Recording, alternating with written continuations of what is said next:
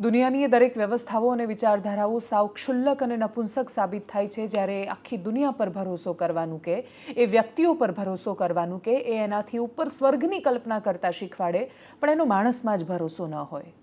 દુષ્યંત કુમારની કવિતાના શબ્દો છે. એમની કવિતાનું શીર્ષક છે ચીંથડે મેં હિન્દુસ્તાન.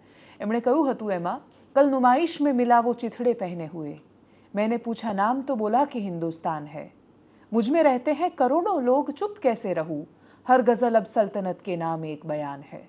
નમસ્કાર, આપની સાથે હું દેવાંશી.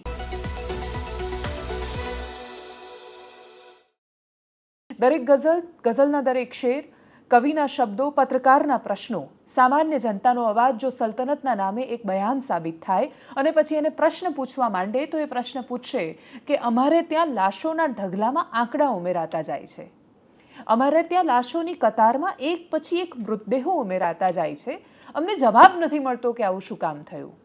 જવાબ તમે આપો કે ન આપો, એ જવાબ અમને ખબર છે કે શું કામ થયું, અમને ખબર છે કે દરેક વખતે શું કામ થાય છે, અને છતાંય આંધળા રહેવાની અને કાં તો તમાશબીન રહેવાની અમને ટેવ પડી ગઈ છે. અમે ઘટનાઓનો દેશ બની રહ્યા છીએ અને એ દુર્ઘટનાઓમાં અમે એ દુર્ઘટનાઓ પર માતમ મનાવવાના આદિ બની રહ્યા છીએ. અમને હવે ટેવ પડી ગઈ છે. દર મહિનામાં એકવાર એક દુર્ઘટનાનું માતમ ન મનાવીએ તો પછી અમારી વિકાસની વાતો સાવ નબળી સાબિત થાય. અને એટલે જ અમને દુર્ઘટનાઓની ટેવ છે. અમને ઘટનાઓ આપો, અમને ઘટનાઓ પીરસો, અમને ચીસો સંભળાવો, અમને આક્રંદો સંભળાવો, અમને બૂમો સંભળાવો, કેમ કે એના વગર તો અમને ચેન જ નથી પડતું. અને એટલે જ શરૂઆતમાં સૌથી પહેલા ડીસામાં એક ફટાકડાની ફેક્ટરી, જેની પાસે ફેક્ટરી હોવાની કોઈ પરવાનગી જ નહોતી, જે સંપૂર્ણ રીતે ગેરકાયદેસર હતી અને ધમધમતી હતી, અને એની શરૂઆત એ માલિકને વિચાર આવ્યો હશે લાલચથી કે ભાઈ હું શિવાકાશી બનાવડાવું ફટાકડાને પછી ત્યાંથી લાવીને અહીંયા વેચું, એના કરતાં આપણે જાતે જ પેદા કરીએ ફટાકડા. અને એટલે એ શરૂઆત કરે છે ફેક્ટરીને. એના માટે માણસો ક્યાંથી લાવે છે તો કે મધ્યપ્રદેશથી મજૂરો લઈ આવો. એવા માણસો કે જે પોતાનું ઘર છોડીને આવે છે. માણસ ઘર છોડીને ક્યારે નીકળે? પેટ માટે નીકળે. આ દુનિયાના કોઈ માણસો કોઈ પણ દેશમાં જતા હોય કાં તો સપના માટે ને કાં તો પેટ માટે જાય છે. એ એમપીથી ગુજરાત સપના પૂરા કરવા તો નહોતા આવ્યા. ગુજરાતથી અમેરિકા જાય સપના પૂરા કરવા માટે ને સપનાની પાંખો લઈને જાય ને આમ બેડીઓમાં આવે ને તોય આપણું કાળજું ચીરાય કે હાય આપણાવાળા લોકોને આમ બેડીઓમાં મોકલ્યા. એક રાજ્યમાંથી બીજા રાજ્યમાં મજૂરી માટે આવતા લોકો, સાવ સસ્તી મજૂરી માટે આવતા લોકો, આ કોઈ જ મજૂરો કોઈ લેબર એક્ટનું પાલન કરીને એમનું રજિસ્ટ્રેશન કરાવીને પ્રોપર રીતે એમને નથી લાવવામાં આવતા. એ સસ્તા મજૂર છે એટલે ત્યાંથી લાવવામાં આવે છે. એ મજૂરી સસ્તી પડે છે. એ માણસો પાસે રસ્તો નથી. કાં તો ભૂખ્યા મરશે ને કાં તો અચાનક દુર્ઘટનાથી મરશે. ને એ દુર્ઘટના આવશે કે નહીં એ નક્કી નથી હોતું, પણ ભૂખ તો આવશે જ ને મારશે એ નક્કી હોય છે. અને એટલે જ એ અનિશ્ચિતતા કરતાં નિશ્ચિત જે જીવન છે એ પસંદ કરે છે ને એટલે અહીંયા આવે છે પેટ ભરવા માટે. 2 દિવસ પહેલાં એમપીથી મજૂરો લાવ્યા અને પછી ફેક્ટરીમાં ફટાકડા બનાવવાનું શરૂ કર્યું. પ્રાઇમા ફેસી 2 કારણ હજી સુધી એફએસએલનો રિપોર્ટ નથી આવ્યો. જે પણ પ્રાથમિક દ્રષ્ટિએ માહિતી એ છે કાં તો બોઇલર બ્લાસ્ટ થવાથી અને કાં તો પછી જે વિસ્ફોટક હતા ફટાકડા માટે એમાં બ્લાસ્ટ થવાથી. અચાનક જ ફેક્ટરીમાં એટલો મોટો બ્લાસ્ટ થયો. ફટાકડાની ફેક્ટરી હોય એટલે કેટલો બ્લાસ્ટ થાય, અને ત્યાં માણસો હોય એ જીવતા બચે એની સંભાવના હોતી જ નથી. એ જો બચે તો એનાથી મોટો ચમત્કાર કોઈ નથી હોતો. અને એટલે જ 3-4 માણસો જે 40થી 50% દાઝી ગયા છે ને જે ખાસા દૂર હતા એમના માટે એ ચમત્કાર થયો છે. પણ એમણે તો આંખોની સામે પોતાના સ્વજનોને, બીજા 20 માણસોને મરતા જોયા છે. એ એવી રીતે મર્યા છે કે એમના માંસના ટુકડા બીજા ખેતરમાં પડ્યા હતા. એ એવી રીતે મર્યા છે કે માનવ અંગો દૂર દૂર સુધી વિખેરાઈને પડ્યા હતા. અને એ લોકોને જ્યારે હોસ્પિટલમાં લઈ ગયા અને એમણે પોતાની આંખો સામેની વીતેલી જ્યારે સંભળાવી ત્યારે કોઈના માટે સાંભળવું સરળ નહોતું. એક માં છે કે જે બહાર રડી રહી છે પોતાના બાળકો માટે. માની પીડા એ આપણને અલગ લાગે છે. આપણે માની પીડા એ માની પીડા હોય, પછી એ ગરીબ હોય કે અમીર એ સમજી જ નથી શકતા. એટલી હદે આપણે વેચાઈ ગયા છીએ, એટલી હદે ભેદભાવો આપણી અંદર ઘૂસી ગયા છે કે એ ઘટનામાં મારું પોતાનું કોઈ હતું અને જો નથી તો એ ઘટના આપણને વધારે અસર નથી કરતી. એટલા શુષ્ક થતા જતા આપણા માટે આ 21 મૃતદેહ આપણી સરકારો માટે, વ્યવસ્થાઓ માટે કોઈ દિવસ સબક બનીને આવશે કે કેમ, એ હજી એ બહુ મોટું છૂટેલું પ્રશ્નાર્થ ચિહ્ન છે. પણ એક ફેક્ટરી, દીપક ટ્રેડર નામની એક કંપની, ખૂબચંદ સિંધી નામના માણસ ચલાવે, અલગ અલગ પ્રકારના ફટાકડા બનાવડાવે. એ મોટાભાગે તમિલનાડુનું શિવાકાશી આના માટે જાણીતું છે. શિવાકાશીમાં ખૂબ બધી ફટાકડાની ફેક્ટરી છે. ખૂબ વર્ષો પહેલાં ત્યાં બ્લાસ્ટ થયા ત્યારે માણસો કેવી રીતે ફૂટ્યા હતા, આખા શરીરમાં જે લોકો રગદોળાયેલા હોય એ વિસ્ફોટકોથી અને પછી કોઈ બ્લાસ્ટ થાય ત્યારે ત્યાં ફટાકડા નથી ફૂટતા, ફટાકડાની જેમ માણસો ફૂટી જાય છે. એટલી ખરાબ જિંદગી હોય છે. એમાંથી માંડ સુરક્ષાની એટલી બધી કડક દંડીઓ ચલાવતા ચલાવતા થોડા હ્યુમન રાઇટ્સ તમે રાખો, માણસને માણસની જેમ જીવવાનો અધિકાર આપો, એમ કરતાં કરતાં સ્થિતિ આપણે થોડી સુધારી શક્યા. અને ત્યાં લાલચ પેદા થઈ ડીસામાં કે શિવાકાશીથી શું કામ બનાવડાવીએ, આપણે જાતે જ બનાવીને વેચીએ. વેચવાનું લાયસન્સ લેવાની પણ ફટાકડામાં પ્રક્રિયા બહુ જટિલ હોય છે. તમારે જો અમુક ટનથી વધારેનો માલ તમારે રાખવો હોય પોતાના ગોડાઉનમાં તો પણ તમારે એક્સપ્લોઝિવનું લાયસન્સ લેવું પડે, જે નાગપુરથી મળે તમને. જો એમાં કશું થાય તો એમાં એક્સપ્લોઝિવ એક્ટની એ કલમ લાગે, જે કોઈ ટેરરિસ્ટ જ્યારે આરડીએક્સ લઈને જતો હોય ત્યારે જે કલમ લાગે, એટલી ગંભીર કલમો એમાં લાગે. ખૂબ ગંભીર અપરાધ છે, કેમ કે તમે એટલો બધો વિસ્ફોટક પોતાને ત્યાં સંગ્રહીને રાખો છો જે આખા ગામને ઉડાવી દેવા માટે કે આજુબાજુના વિસ્તારને ઉડાવી દેવા માટે પૂરતો હોય છે. અને એટલે જ ગોડાઉન હોય તો એના ખૂબ કડક નીતિ નિયમો હોય છે. તમે એ ગોડાઉન ગીચ વિસ્તારોમાં નથી રાખી શકતા, આજુબાજુ વસ્તી નથી હોતી, ત્યાં લાઇટનું કનેક્શન ન હોવું જોઈએ. અને ત્યાં એક્સપ્લોઝિવવાળા અચાનક દર દિવાળીએ અથવા એની આજુબાજુના સમયમાં આવીને રેડ કરે, ચેકિંગ કરે અને બધું જુએ ને પછી ફરીથી તમારું લાયસન્સ રિન્યૂ કરે. તમારે નાની દુકાન પણ લેવી છે તો તમારે તમારા જિલ્લાના કલેક્ટર પાસેથી ટેમ્પરરી સ્ટોલની પણ પરમિશન લેવી પડે છે. ટેમ્પરરી સ્ટોલની પરમિશન પણ આપણે ત્યાં ઘણી બધી વાર નથી લેવાતી. તો આ તો એક મોટું ગોડાઉન હતું. એને ગોડાઉનને ચલાવવાની વાત તો જવા દો, એના નીતિ નિયમો તો જવા દો, સીધી ફેક્ટરી શરૂ કરી દીધી. કોના બાપની દિવાળી? શું ફરક પડે છે? નીતિ નિયમો બધું ક્યાં આપણે જ હોય છે. એટલે તો આપણે કવિ લખીને ગયા છે કે ન્યાય નીતિ સૌ ગરીબને, મોટાને સૌ માફ, વાઘે માર્યો માનવી એમાં શો ઇન્સાફ. અને એ નાતે દરેક માણસ જેની પાસે પૈસાની સગવડ છે એવું માને છે કે કંઈ પણ કરી શકે છે આ દેશમાં. અને પ્રશ્ન ખાલી આવું કરતા માણસોમાં નથી. સમસ્યા એ છે કે આવું કશું કરે ને કોઈ જ્યારે ધ્યાન દોરે છે તો લોકો એવું પૂછે છે કે કંઈ થયું? કશું થયું નથી તો પગલાં કેમ લેવાય? કશું થાય એની પ્રતીક્ષામાં જ પગલાં ન લેવાય એવું નથી હોતું. નીતિ અને નિયમ આપણા માટે બનેલા છે. આપણે નીતિ નિયમોનું પાલન કરવામાં ભરોસો જ ન રાખીએ ને પછી આપણે એવું માનીએ કે દુનિયા બધી સરસ રીતે ચાલે. આપણે ત્યાં દર બીજો માણસ એવું જ માને છે કે આપણી સાથે શું કામ કંઈ ખોટું થાય, અને થાય ત્યારે એવી રીતે રડે છે કે ભગવાન મારી સાથે જ આ શું કામ થયું? દુનિયામાં કેટલા બધા લોકો ખોટું કરે છે, મારી સાથે જ શું કામ? પ્રશ્ન તો એ થવો જોઈએ કે મારી સાથે શું કામ નહીં? હું શું કામ એનો ભોગ ન બની શકું? જે દિવસે આપણે એ જે 0.1% પણ સંભાવનાઓ છે એમાં પોતાની જાતને મુક્તા થઈ જઈશું કે હું ખોટું કરું છું તો હું મારા પકડાઈ જવાની પૂરી સંભાવનાઓ છે. આપણે એવું માનીએ છીએ કે આખી દુનિયા ખોટું કરે છે તો આખી દુનિયા નથી પકડાતી તો હું થોડો પકડાઈશ કે હું થોડી પકડાઈશ.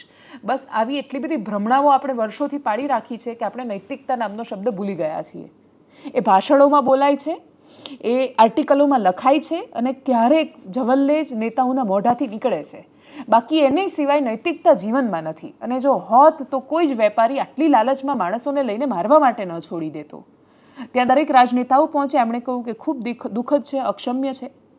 બનાસકાંઠામાં હતું, વિધાનસભાના અધ્યક્ષ શંકરભાઈ ચૌધરી પહોંચ્યા, ડીસાના ધારાસભ્ય પહોંચેલા હતા, કલેક્ટર પહોંચ્યા, ડીડીઓ પહોંચ્યા, મંત્રી પહોંચ્યા, સંત્રી પહોંચ્યા, તંત્રી પહોંચ્યા અને પછી કહ્યું કે આ તો નહીં ચલાવી લઈએ. જબરદસ્ત! આવું તો આપણે ક્યારેય ક્યાં ચલાવી જ લીધું છે. અને આપણે જો ક્યારેય ચલાવી લેતા હોત તો કોઈની મજાલ થોડી. આ તો આપણે આવું પહેલી વાર થયું છે. આપણે ત્યાં ફટાકડાની ફેક્ટરી આમાં આવી રીતે પહેલી વાર થયું છે. પણ જો બોઇલરની બ્લાસ્ટ હોય તો બોઇલર પહેલી વાર બ્લાસ્ટ થયા છે? જવાબ ના છે. ઇન્ડસ્ટ્રીયલ એરિયામાં કે એના સિવાય ખાલી બોઇલર બ્લાસ્ટની ગુજરાતમાં ઘટના એમ લખો તો તમને એક આખી યાદી મળી જશે કે કઈ જગ્યાએ કેટલા બોઇલર ફાટે છે. હવે એવું પણ સર્ચ કરજો ગૂગલમાં કે બોઇલર શું કામ ફાટે છે તો તમને એ પણ કારણ મળશે. મેં એ પણ સર્ચ કર્યું કે બોઇલરનો ફટાકડા બનાવવામાં શું ઉપયોગ થાય. સીધી રીતે કોઈ ઉપયોગ ન હોવા છતાં પણ એને એટલા માટે આમાં જે પ્રાઇમા ફેસી ઇન્ફોર્મેશન બોઇલર બ્લાસ્ટની આવી અને કોન્ફ્લિક્ટ કરતી વાત એ છે કે સંભવતઃ આ તો વિસ્ફોટકમાં જ આગ લાગી હશે. કારણ જે પણ હોય એ કારણોનું પૃથક્કરણ આગળના સમયમાં થઈ જવાનું છે. એ 21 માણસો એમના પરિવારને પાછા નથી મળવાના. દરેક ઘટનાની જેમ આ ઘટના પછી પણ મુખ્યમંત્રીએ પોતાની સંવેદના જાહેર કરી દીધી છે. 4 લાખ રૂપિયા મૃતકોને વળતર મળશે એની વાત કરી દીધી છે. 50,000 રૂપિયા ઈજાગ્રસ્તોને આપવામાં આવશે અને મૃતકના પરિવારોને આનાથી વધારે જીવનમાં અપેક્ષાએ નથી હોતી.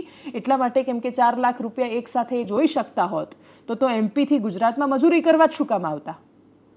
એ ખાણમાં ઉતરતા ખાણિયા હોય, એ ગટર સાફ કરવા માટે ઉતરતો માણસ હોય, જેના માટે વિધાનસભામાં એવું કહેવાતું હોય કે ગટરમાં તો માણસ ઉતરતો જ નથી, દરેકની પાસે રોબોટ છે, અમે તો રોબોટ ઉતારીએ છીએ, અને તોય ગટરમાં માણસો ઉતરે છે અને પછી ખાળકૂવા સાફ કરતા એ મરે છે.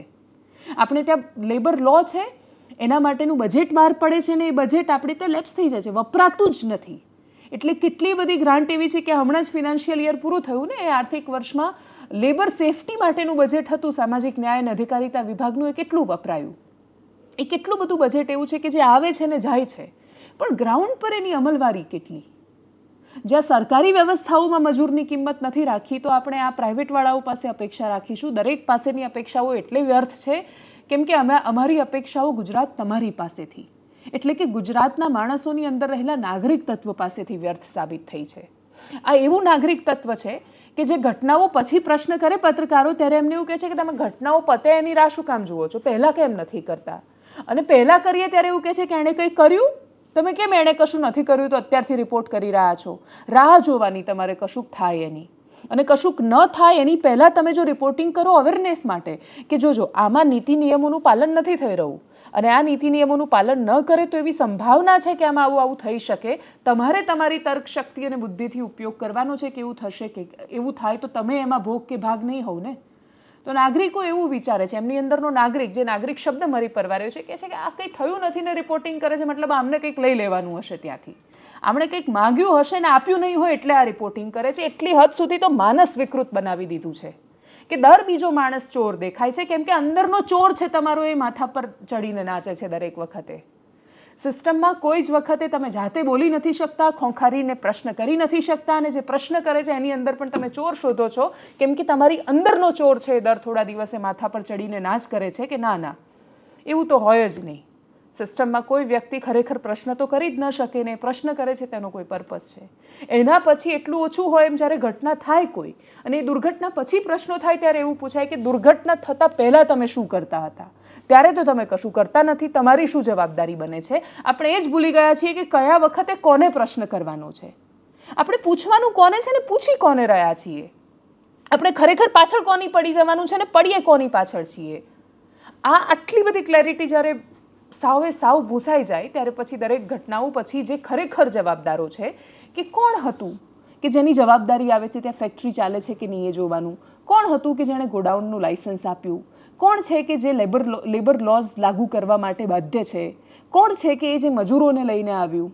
આપણે આ પ્રશ્નો મૂળ નથી કરી શકતા કે આ ઘટનામાં ડોટ્સ તો અહીંયા કનેક્ટ કરવાના છે. આપણે ક્યાં ગરબો આપણો રમી રહ્યો છે? મોરબીની દુર્ઘટનામાં પેલા ચોકીદારને પૂરી દેવામાં આવે, અને કાં તો સૌથી વધારે બૂમો જયસુખ પટેલ પર પડે. એ ન પૂછાય કે કોર્પોરેશનના એ અધિકારીઓ ક્યાં હતા કે જેમણે પરમિશન આપ્યા વગર પુલ શરૂ થવા દીધો? જયસુખ પટેલ તો માલિક હતા શરૂ કરવાવાળા, એમણે તો કદાચ પૈસાએ ખર્ચ્યા હશે ને એમણે એવું નહીં જ કહ્યું હોય સંભવતઃ કે ખરાબ પુલ બનાવજો. એમની જવાબદારી બને છે કે he is ultimate responsible person, કે છેલ્લે એમની જવાબદારી બને છે. પણ આખી ઘટનામાં બીજા કેટલાય જવાબદારો હતા, પણ આપણે માથું જોઈએ છે ઢોળી દેવા માટે, અને એટલે જ આમાંય માથું શોધીશું આપણે. ડીસાની ઘટનામાં એક માથું મળી જાય જેના માથા પર આપણે આમ માછલા ધોઈ કાઢીએ, એક ચહેરો જોઈએ છે બૂમો પાડવા માટે. એ ચહેરો મળી જાય એટલે મુદ્દો ભૂલાઈ જાય છે. એટલે ડીસાની ઘટનામાં પણ હવે એ ચહેરાની રાહ છે. એ કયો ચહેરો આવે કે જેના પર આપણે બધા ભેગા થઈને આમ તૂટી પડીએ, અને પછી જેટલું આ મુદ્દાને વધારે ને વધારે ચૂંથી લીધો પછી નેક્સ્ટ મુદ્દાની રાહ જોવાની. રાજકોટ ટીઆરપીના સ્વજનોની ક્યાં વાત જ કરવાની, કેમ કે શું કરીશું વાત કરીને, કોણ જોશે એમની વાત કરીશું? તો આ પ્રશ્ન આવીને ઊભો રહે છે. અને એટલે જ વધુ એક મુદ્દો ગુજરાતમાં અનેક ઘટનાઓ પછી, એટલે પેલું જે કહે છે ને કે આટલી સફળ રજૂઆતો પછી હવે વધુ એક રજૂઆત, એટલે તક્ષશિલા, મોરબીનો કાંડ, રાજકોટ ટીઆરપી ગેમ ઝોન, એ સિવાય અનેક થયેલા બોઇલરના બ્લાસ્ટ, અનેક મરેલા શ્રમિકો પછી, અનેક શ્રમિકો કે અનેક મૃત્યુ પર ન થયેલી ચર્ચા પછી એટલા માટે ન થઈ કેમ કે એક સાથે લાશો ન જોઈને, એટલે હવે એક સાથે લાશોનું દ્રશ્ય રજૂ થયું છે ડીસામાંથી, અને એટલે જ ત્યાંથી જે પ્રતિક્રિયાઓ સામે આવી કરીએ એના પર નજર. બનાસકાંઠામાં ડીસા મુકામે જે બનાવ બન્યો છે બહુ દુઃખદ છે. મેં આદરણીય સીએમ સાહેબને જઈને મારે વાત થઈ છે. સીએમ સાહેબે સૂચના આપી છે તો આગળ સ્થાનિક કલેક્ટરશ્રી અને બધા જ અધિકારીઓની ટીમ તો આગળ કેટલાય ટાઈમથી કામ કરી રહી છે, અને હું પણ ડીસા મુકામે જઈ રહ્યો છું. બચાવની કામગીરી ચાલુ છે. કોઈ પણ દોષી થશે અને સરકાર છોડશે નહીં. અંદાજે હમણાં મેં પૂછ્યું તો 13 જણનો મને એ લોકોએ કીધું છે, અને જે લોકો દટાયા છે એના માટે પણ આપણે કોશિશ કરી. પ્રાથમિક રિપોર્ટ આવ્યો છે હાલ એ ભગવાન મારો છોકરો મને લઈ આલો, મરી જાશો. હું તો દુઃખની કેટલા મોટા છોકરા, કેટલા વર્ષના? એક 20 વર્ષનો, એક 18 વર્ષનો. અને બીજો हे भगवान मारे ओतड़ी भारी बहुत प्यारी से भगवान મને લઈ આલો મારા જીતના જોઈ જાય हे भगवान तो એવું ખોટું નતું यहाँ तक जैसे ही सुबह पुलिस को पता चला था, पुलिस ने तुरंत ही राहत की कामगिरी स्टार्ट कर दी थी लोकल एडमिनिस्ट्रेशन के साथ मिलकर, और हम लोगों ने यहाँ पर जो सीन ऑफ क्राइम को भी प्रोटेक्ट कर दिया था।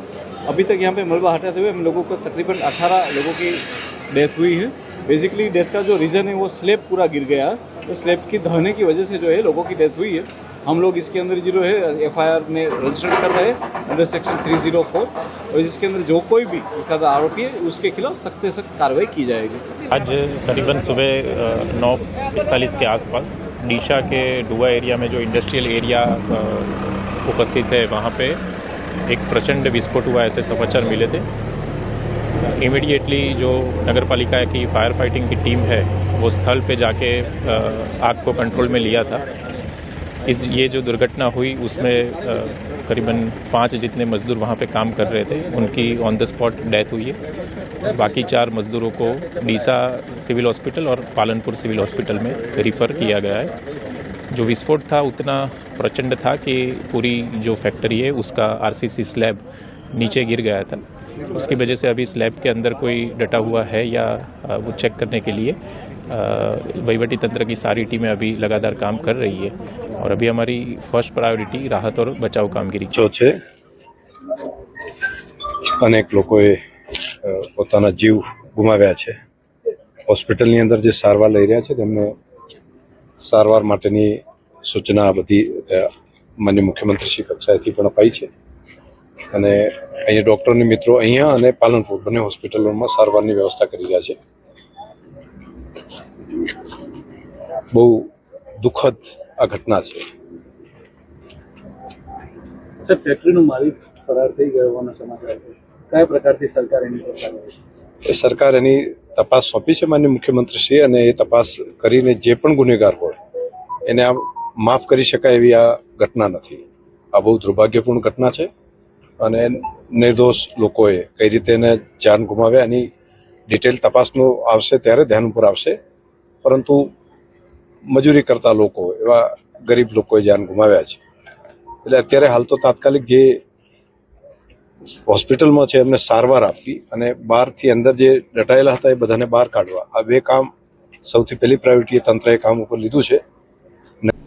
આ રાજ્યની સરકારનું વલણ આવા મોટા કાંડો સર્જાયા બાદ મીડિયા અને વિપક્ષનું અને પીડિત પરિવારોનું પ્રેશર ક્યારે ઘટે એની રાહ જોવા સિવાય રાજ્યની સરકાર કંઈ કરતી નથી। આ પીડિત પરિવારોને રકમમાં વળતર તરીકે જાણે એક મનુષ્યના જીવનની કિંમત ગુજરાતમાં 4 લાખ નક્કી કરેલી હોય એમ તમે મરી જાઓ અને 4 લાખ લઈ જાઓ, એવો સરકારનો એટીટ્યુડ છે। ક્યાંય ફાસ્ટ ટ્રેક કોર્ટમાં ટ્રાયલ ચલાવવી, કસૂરવાર આરોપી સાબરમતી સેન્ટ્રલ જેલના સળિયા ગણતા હોય, મહિનાઓના મહિના સુધી અમને જામીન ના મળે, આવી કોઈ પરિસ્થિતિનું ન્યાય મળે એવી કોઈ પરિસ્થિતિનું નિર્માણ રાજ્યની ભાજપ સરકાર કરી શકી નથી। પહેલી પ્રાયોરિટી મને લાગે છે કે હોવી જોઈએ, તપાસ અને બાકીનું છે એ રાજ્ય સરકાર એનો નિર્ણય કરશે। ગુજરાતના બીજા સમાચાર ગાંધીનગરથી આવી રહ્યા છે। આમ જોવા જઈએ તો આ દરરોજ બનતી ઘટનાઓનો એક હિસ્સો બની ગયું છે। સતત કોઈ ઘટના બને ત્યારે એ આપણા રૂટીનનો હિસ્સો બની જાય। આંદોલન એ ગાંધીનગરના રૂટીનનો એક હિસ્સો છે। ગાંધીનગરની સત્યાગ્રહ છાવણીને બહુ સૂનું સૂનું લાગતું હશે જ્યારે કોઈ કર્મચારીઓ અથવા કોઈ નોકરી વાંછુકો ત્યાં એમને ત્યાં આવીને પ્રોટેસ્ટ નહીં કરતા હોય। આંદોલનનું કેન્દ્ર બની રહેલી સત્યાગ્રહ છાવણી અને એ સત્યાગ્રહ છાવણી એક તરફી સંવાદો સતત જોઈ રહી છે। એટલે મીડિયા જાય છે, પોલીસ જાય છે એમને ઉઠાવવા માટે, અને મીડિયા જાય છે પોલીસ આમ કરીને ઢસડીને લઈ જાય એવા જોરદાર વિઝ્યુઅલ કેમેરામાં મળી જાય એ કેદ કરવા અને પછી ગુજરાતને બતાવવા માટે। એના સિવાય જે ટીવી સ્ક્રીન પર પોતાની ઓફિસમાં બેસીને જુએ છે, કેમ કે ગુજરાત રાજ્યમાં દરેક મંત્રીની ઓફિસમાં બહુ જ મોટી મોટી ટીવી છે। એટલે તમે કોઈ પણ મંત્રીની ઓફિસમાં ગયા હશો તો તમને ખબર હશે કે દરેક મંત્રીની ઓફિસમાં મોટી સ્ક્રીનવાળી ટીવી છે। એટલે મોટી સ્ક્રીન પર બહુ જબરદસ્ત વિઝ્યુઅલ સાથે જુએ છે આંદોલનના દ્રશ્યો। એ લોકોને ઢસડાતા પણ જુએ છે, એ લોકોને માર ખાતા પણ જુએ છે, એ લોકોને સંઘર્ષમાં બેભાન થતા પણ જુએ છે, એ લોકોને લઈ જતી એમ્બ્યુલન્સ પણ જુએ છે, એ લોકોને લઈ જતી પોલીસ વેન પણ જુએ છે, એ લોકોનો આક્રોશ પણ સાંભળે છે। અને તોય એમનો અંદરનો માયલો કહેતો જ નથી એમને કે કોઈકને તો મોકલો વાત કરવા માટે, કે શું કામ બેઠા છે 16 દિવસથી ત્યાં। પગાર વધારવા માટે મોકલ્યા છે. ઋષિકેશભાઈ પટેલે કહી દીધું કે ભાઈ આરોગ્ય કર્મીઓનો તો પહેલાં શરૂ કરો કામ, પછી આપણે આગળ વાત કરીશું. આરોગ્ય કર્મચારીઓ કહે છે કે આપણે જવાના જ નથી જો તમે વાત નહીં કરો ત્યાં સુધી. એટલે કોણ ઝૂકશે? ઝૂકે કોણ મોટા ભાગે? એ ઝૂકે કે જે ટકવાનું જાણતું હોય. બહુ ટટ્ટાર ને અડીખમ રહેતા વૃક્ષો ટકી નથી શકતા, એ તો આપણે બહુ સારી રીતે જાણીએ છીએ. પરંતુ છતાંય સરકારને અડીખમ રહેવામાં ભરોસો છે કે નહીં એ ખબર નથી. વ્યાયામ શિક્ષકો સાથે ચર્ચા નથી થઈ રહી. ખેલ સહાયક ગુજરાત માટે જરૂરી છે કે નહીં, સરકાર સામે આવીને જવાબ જ નથી આપતી કે એમને પીટીના શિક્ષકોની ભરતી કરવી છે કે નહીં. અને જો એમણે પીટીના શિક્ષકોની ભરતી નથી કરવી, એમને એવું લાગે છે કે વ્યાયામ શિક્ષક તો જરૂરિયાત જ નથી, બાળકોના જીવનનો હિસ્સો જ ન હોવા જોઈએ, તો એ કોર્સ કેમ ચલાવે છે? એટલે આની પહેલાં જ્યારે બહુ વર્ષો સુધી શિક્ષકની ભરતી ન કરી ત્યારે એ પ્રશ્ન હતો કે તમે બીએડ કેમ કરાવડાવો છો? બીએડ પ્રાઇવેટ સ્કૂલમાં 15,000ની નોકરીએ જવા માટે તો કોઈ કરવાનું નથી. બીએડ કરતા બાળકોના યુવાનોના મનમાં બહુ ક્લેરિટી છે કે જો શક્ય હોય ને એ પાસ થાય, એ ટેટ ને ટાટ પાસ કરી શકે તો એમને સરકારી શિક્ષક બનવું છે. એટલે જે બીએડ કરે છે, બીએડ ત્યાં જ કામે લાગે. કેમ કે પ્રાઇવેટમાં બીએડ કમ્પલસરી જ નથી. પ્રાઇવેટમાં તમારે નોકરી લેવી હોય તો તમારે બીએડ કરવું જરૂરી નથી. બીએડ ખાલી સરકારીને ગ્રાન્ટીનેડમાં માંગે છે. એટલે બીએડ કરતું દરેક માણસ સરકારી શિક્ષક બનવા માટે બીએડ કરે છે. કોઈ જ કેવું શિક્ષક બનીશું ને એનાથી કંઈક સરસ 2 વર્ષમાં જાણી લઈશું એના માટે બીએડ નથી કરતા. તો તમારે ભરતી જ ન કરવી હોય તો હવે અભ્યાસક્રમો શું કામ ચલાવવાના? પીટી શિક્ષકના એ વર્ષોથી ભરતી કરવામાં નથી આવી. ડ્રોઈંગ ટીચરને, સંગીતની ના બીપેડ ને ડીપેડના બધું ભણે શું કામ છે? આ લોકોએ એમને નહીં ખબર પડતી હોય આખી જિંદગી, કેમ કે ભણ્યા પછી ખબર પડે છે કે સ્કેમ થઈ ગયો એમની સાથે. તો વ્યાયામ શિક્ષકોને કોઈ જવાબ નથી મળતો. ખેલ સહાયક તરીકે એમને માંડ લીધા ને એમાંય વચ્ચે છૂટા કરી દીધા. પેલું જે છે ને ચિઠ્ઠીના કોઈ સંદેશ, એમ એટલે કોઈ જ ચિઠ્ઠી નહીં, કોઈ સંદેશ નહીં, કોઈ જ કાગળ નહીં, સીધા મેસેજ આવી ગયા વોટ્સએપ પર કે કાલથી ન આવતા. આવું તો પ્રાઇવેટમાંય નથી થતું. પ્રાઇવેટમાં એમ રૂબરૂ કહે છે કે કાલથી ન આવતા. તો આ પ્રકારનું વર્તન જે કરવામાં આવે એની સામે જો એ જવાબ માંગવા માટે પહોંચે તો શું એ પ્રાથમિક જવાબદારીમાં નથી આવતું સરકારની કે એમને જવાબ આપે? પણ કદાચ નહીં આવતું હોય. એ નથી આવતું એનું મૂળ કારણ એ છે કે જેટલા પણ મંત્રી છે એમ નથી, કોઈ આજુબાજુનો એમનું જે વિશ્વ છે, પોતાની આજુબાજુના વિશ્વની અને દુનિયાની બહુ મોટી અસર થતી હોય છે. અને સરકારમાં અધિકારીથી માંડીને મંત્રીઓ સુધી કોઈ માણસો એવા મોટાભાગે રહ્યા જ નથી કે જેને ખબર પડે, જેની પાસે નિર્ણાયકતા છે અથવા જેણે નિર્ણય લેવાના છે. એક તો કોની પાસે નિર્ણાયકતા છે બહુ મોટો પ્રશ્ન છે. અત્યારે જે સરકાર છે એમાં કોનું ચાલે? સરકારમાં કોઈ જવાબ જ નથી. કોનું ચાલે છે એ જ નથી ખબર પડતી, કેમ કે દરેકને એવું લાગે છે કે એનું નથી ચાલતું. અને છતાંય એ પદ પર છે. એ પદ પર આ નેતાઓ આવનારો સમય કે ઇતિહાસ એમને ધૃતરાષ્ટ્ર તરીકે યાદ ન રાખે એના માટે એમણે સભાન રહેવાની જરૂર છે. કેમ કે જ્યારે ઇતિહાસ લખાય છે ત્યારે યાદ રહે છે કે ખુરશી હતી, સત્તા હતી, બધું જ રોકી શકવાની સક્ષમતા હતી, અને છતાંય એ અનિર્ણાયકતા, એ મોહ, એ પ્રેમ કે કોઈ પણ કારણસર તમે જ્યારે કામ ન કરી શક્યા ત્યારે એ ખુરશી પણ યાદ રાખે છે કે એના પર કોણ શાસન કરીને ગયું છે. એટલે એમની પાસે એ જે સંવાદ કરવાનો નિર્ણય લેવાની કે ભાઈ તમે નોકરીએ ન લો, એ પૂરેપૂરો સરકારનો નિર્ણય, કે સરકાર પર કોઈ એવું પ્રેશર કાલ ઉઠીને તો બધા આંદોલન કરવાનું શરૂ કરી દે, આખું ગુજરાત રસ્તા પર ઉતરી જાય કે ભાઈ અમને નોકરી આપો, તો એમ નોકરી ન મળે બહુ સ્વાભાવિક છે. નિર્ણય તો આખરી સરકારે જ કરવાનો હોય છે. પણ છેલ્લે સરકાર વતીથી કયા પ્રતિનિધિઓ જઈને આંદોલનકારીઓને મળ્યા? સરકારને આંદોલનકારીઓ નવરા લાગે છે. એમને એવું લાગે છે કે આ લોકો નવરા પડીને ઉઠીને મોઢું ઉઠીને લઈને આવી જાય છે સત્યાગ્રહ છાવણી પર ને સવાર પડે શરૂ કરી દે છે. એ એટલા નવરા નથી. એમાંથી તમે કોઈનું પણ જીવન જોશો. એટલે અમે તો એક છોકરા સાથે જે આઈ થિંક લગભગ એ શિક્ષક બનવા માટે ને એ લોકોની તો નોકરી પણ હવે આવી ગઈ, એમની સાથે અમે પગરખામાં પગ નામે એક કાર્યક્રમ કર્યો હતો. અને ત્યારે એ વાત અમે બહુ સ્પષ્ટતા સાથે બતાવી હતી કે આંદોલન એ એમના માથા પર બોજ છે.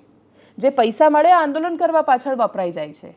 એ લોકો ઝોમેટોમાં નોકરી કરે છે, અડધી રાત સુધી ડિલિવરી કરે છે, આખો દિવસ પોતાનું બધું કામ જાતે કરે છે, હોસ્ટેલમાં રહે છે, કાં તો સમાજોની હોસ્ટેલમાં રહેતા હોય છે, બહુ કપરું જીવન જીવે છે.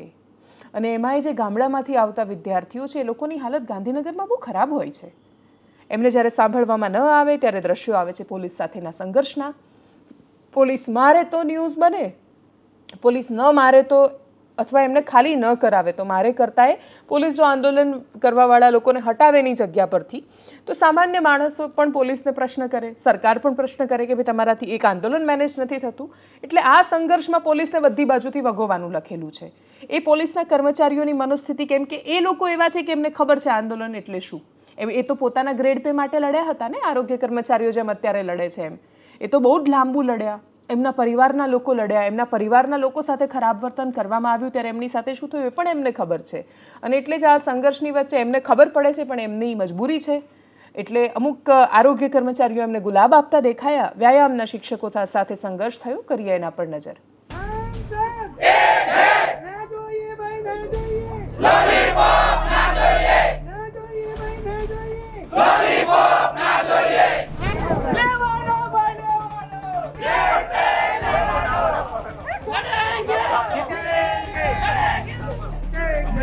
ગુજરાત એવું રાજ્ય છે સૌથી આરોગ્યમાં અગ્રેસર છે, નંબર 1 ઉપર છે, બરાબર છે, અને પગાર ધોરણમાં સૌથી નીચે છે. તો આટલો અન્યાય જો આટલા વર્ષોથી સહન કરી રહ્યા છે કર્મચારીઓ, અને આજે સરકારે જ કમિટી બનાવી છે કે આ લોકો ખરેખર ટેકનિકલ છે તો એનો અમલવાર સરકારે જ કરવાનો છે. તો આટલી બધી 2 વર્ષની વાર કેમ?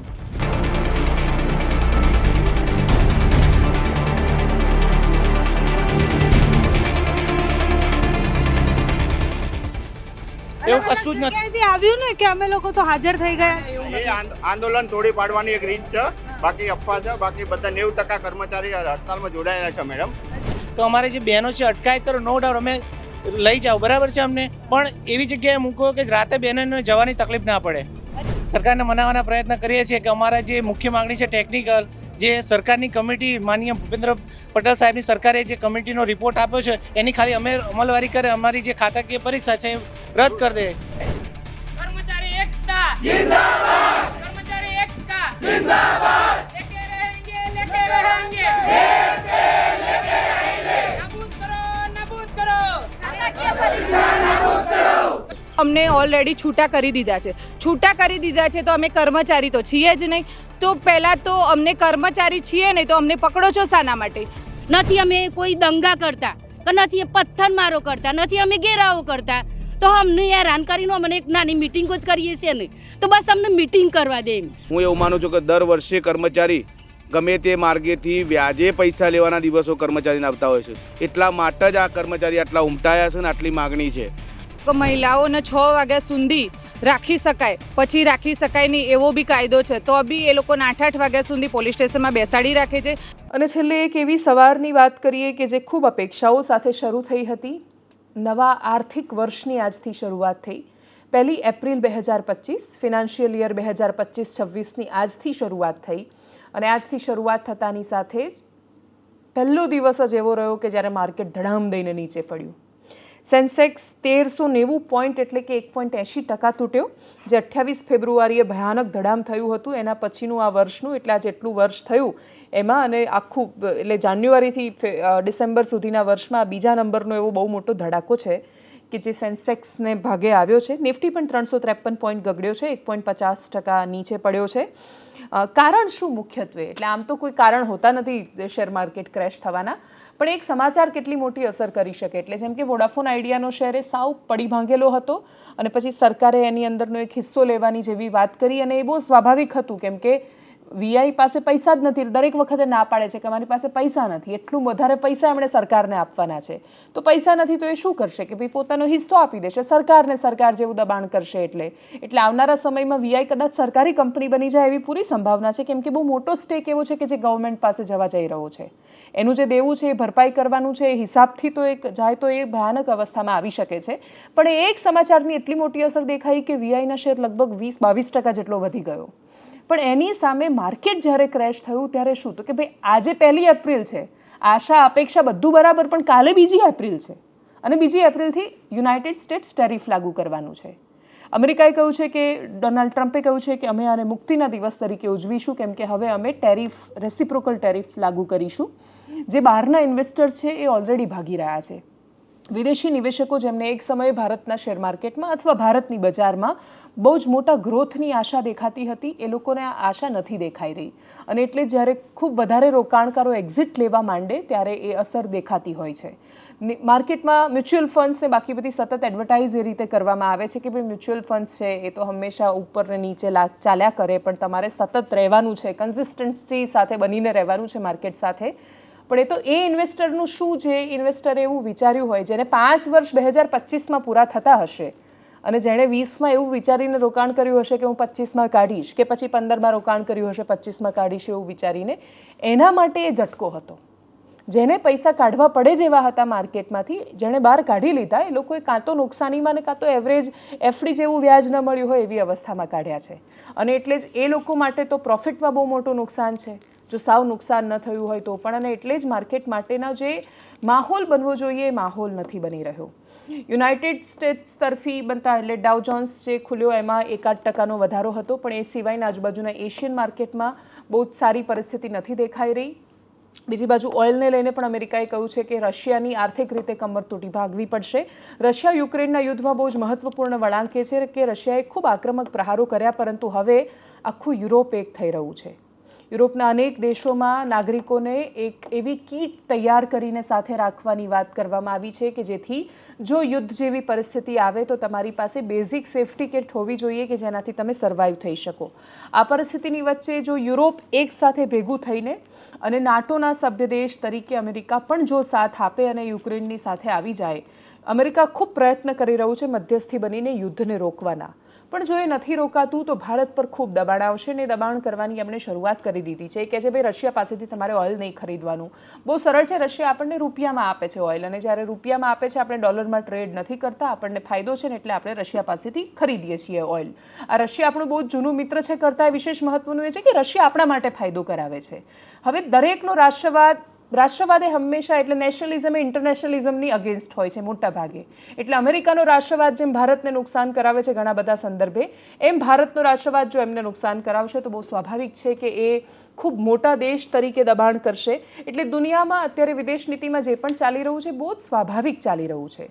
એ સ્વાભાવિકની વચ્ચે ભારતને ખતરો અમેરિકા કે રશિયા કે ચીન જેવા દેશો કરતાં એ વધારે આજુબાજુના એટલે સીધા એકદમ નજીકના જે લોકો છે એમની સાથે છે, એમના તરફથી છે. અને એ છે ઉદાહરણ તરીકે બાંગ્લાદેશના યુનુસ મોહમ્મદે જે રીતે પોતાની વાત મૂકી 7 સિસ્ટર્સને લઈને, ભારતના 7 રાજ્યોને લઈને, એમણે કહ્યું કે આ બધા લેન્ડ લોક સ્ટેટ છે, એટલે કે જમીન છે બધાની આજુબાજુ, અને એમનો દરિયા સાથેનો સંપર્ક જો એમણે કંઈ પણ વેપાર કે કંઈ પણ કરવું હોય તો એના માટે એકમાત્ર રસ્તો બાંગ્લાદેશનો દરિયો છે.